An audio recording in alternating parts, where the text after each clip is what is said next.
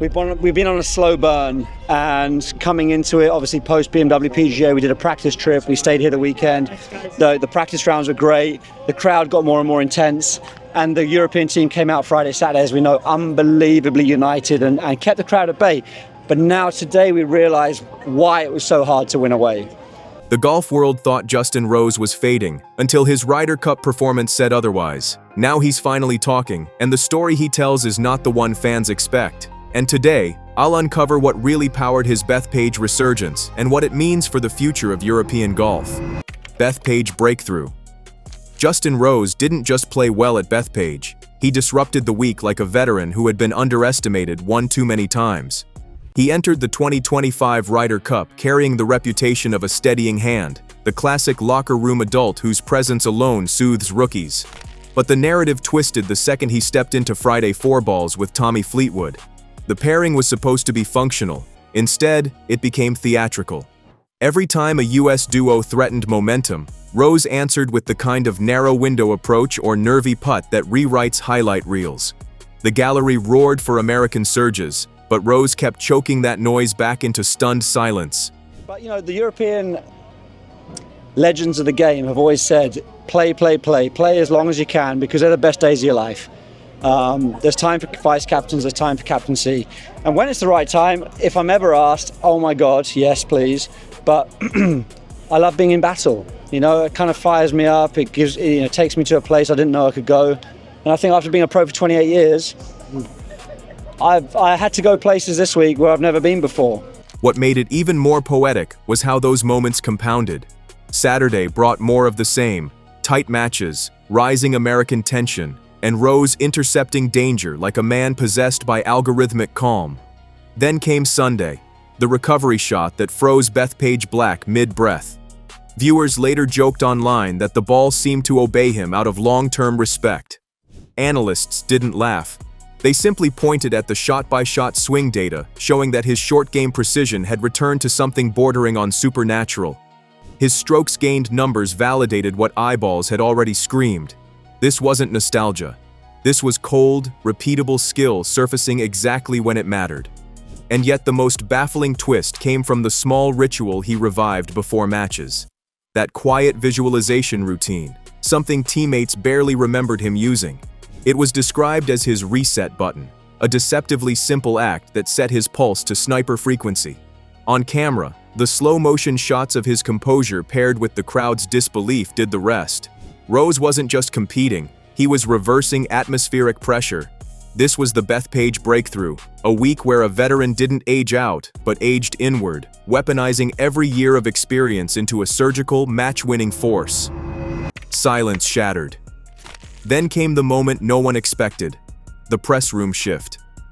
After the chants faded and the trophy's shine settled, Justin Rose finally opened up. Not with victory gloating, not with polished PR lines, but with the kind of tonal break that made the media sit up straighter. Not getting much help from his partner.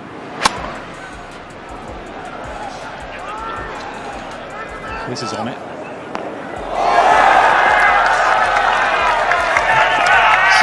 He began by expressing gratitude toward teammates and captains, but beneath that warmth sat an unmistakable admission.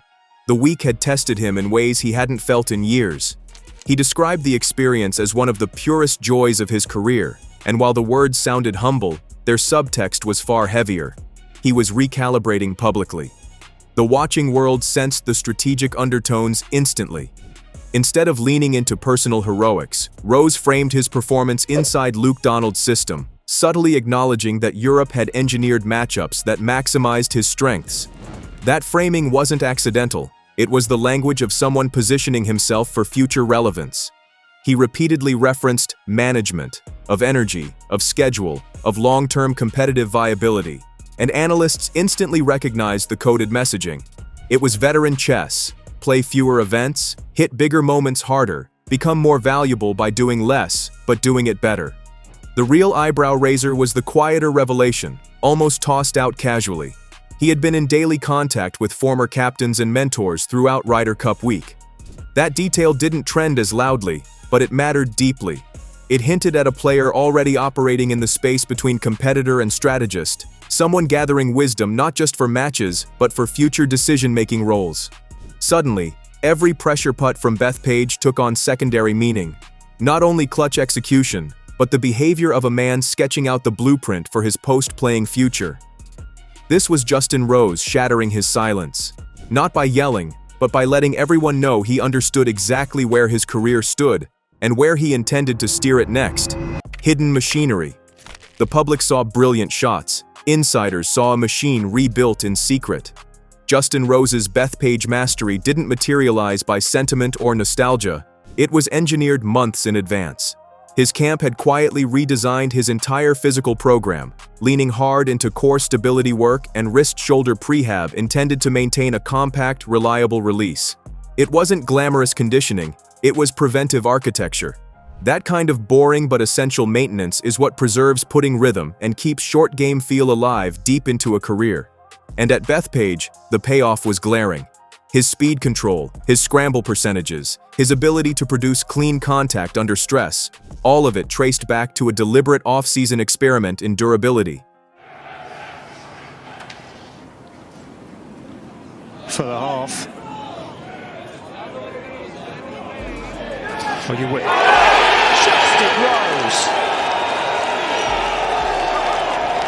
But the preparation went beyond bodywork. His team embraced data like disciples. They used launch monitors, putting sensors, and force plates not just for technique, but for managing load and identifying fatigue spikes. His posture for pressure putts wasn't intuition, it was force plate refined.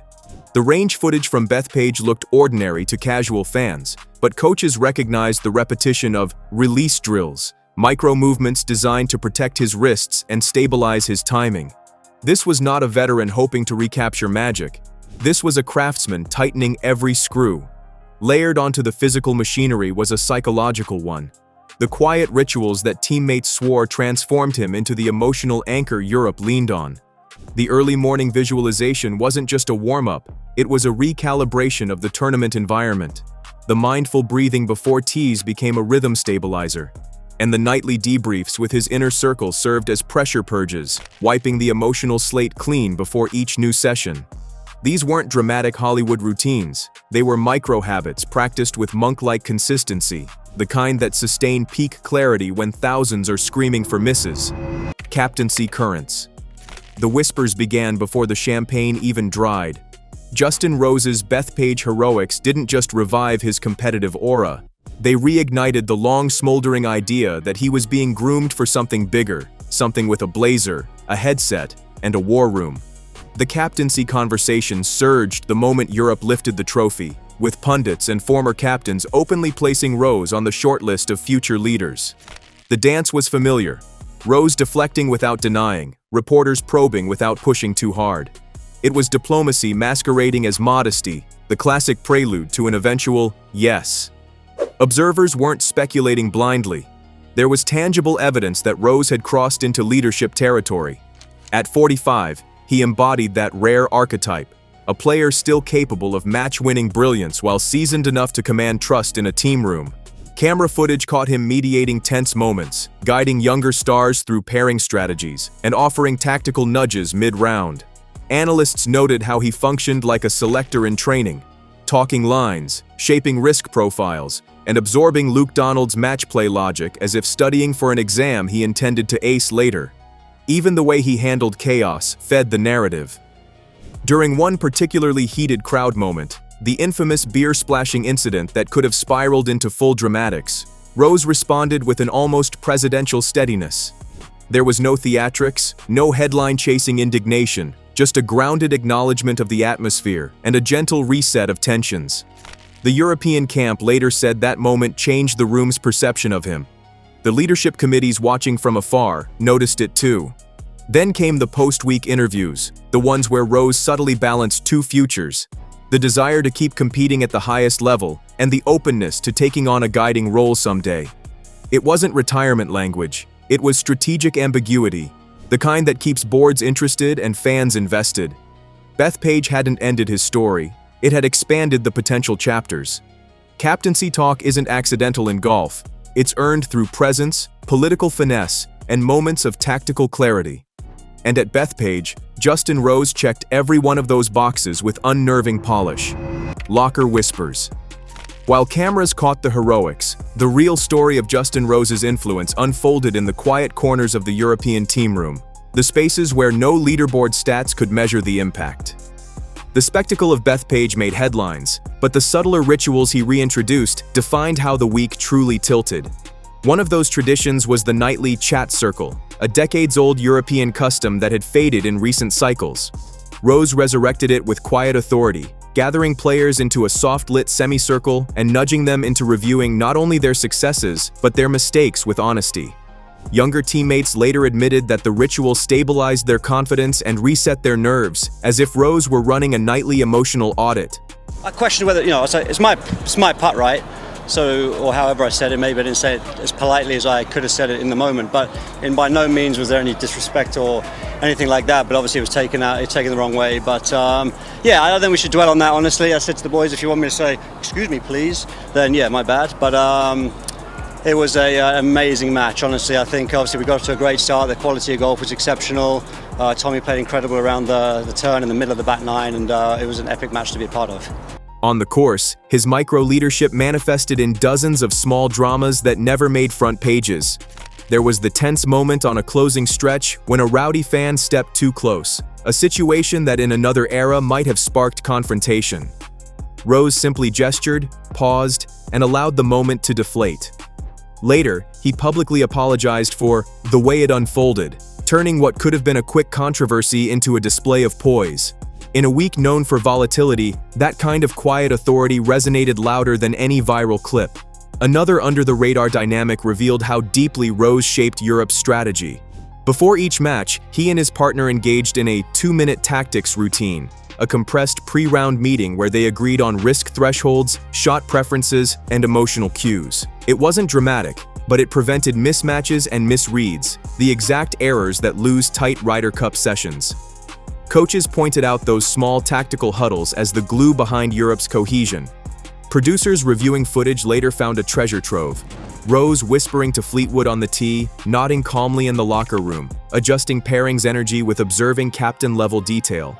These were the glimpses that explained his gravitational pull, the reason younger players gravitated toward him, the reason analysts started invoking captaincy more seriously, and the reason Europe looked unnervingly synchronized. In a Ryder Cup defined by big roars and bigger egos, Rose's influence was so consistent it became invisible, the rare kind of leadership that works because it never asks to be noticed. Legacy calculus. When the dust of Bethpage settled, Justin Rose found himself in an unusual position. He wasn't simply a star of the week, he was suddenly a long-term chess piece in Europe's strategic future. Everything from his schedule to his sponsorships now folded into a broader legacy calculation, one that required balancing competitive desire with the inevitability of golfing evolution. He hinted, subtly but unmistakably, that he intended to keep playing elite events, but with a sharpened selectiveness that protected both form and longevity. Analysts framed this approach as a quality over quantity blueprint, the proven veteran formula for extending relevance while preparing the runway for future leadership roles. Sponsors, meanwhile, sensed the opportunity instantly. Brands love a hero shot, and Bethpage gifted Rose an entire gallery of them. The pressure putts, the icy stares, the recovery miracle. Those moments transformed him from respected veteran into marketing gold. Companies that thrive on prestige, precision, and emotional resonance, think luxury watches, technical gear, global charities, suddenly had a storyline to attach to. His team was expected to capitalize quickly, repackaging Bethpage highlights into campaigns, tying foundation events to his resurgence, and reinforcing his persona as the elder statesman who still delivers under fire. The scheduling side of his calculus was even more strategic. Rose now faced decisions about which tournaments amplified his strengths, courses demanding mental acuity, sharp short games, and high clutch value. By leaning into selective preparation, he could ensure his name remained in major conversations while also preserving energy for future Ryder Cup cycles. Analysts noted that veterans who follow this pattern often experience late career spikes, the kind that produce surprise major runs or crystallize captaincy cases. The legacy question now hovered over every decision. Would he continue pursuing trophies with the same intensity? Would he begin shaping his path toward captaincy more intentionally? Or would he try to straddle both worlds until one naturally chose him? Bethpage had rewritten the stakes. He wasn't just playing for scorecards anymore, he was playing for future governance of the European Shield. His next steps would define how the sport remembered him, not just as a champion, but as an architect of European golf's next era. And so Justin Rose left Bethpage not merely as a hero, but as a man suddenly steering multiple futures at once. Whether he lifts another trophy or one day commands Europe from the captain's chair, the aftermath is clear. The quiet veteran just made himself impossible to ignore, and the entire golf world is watching.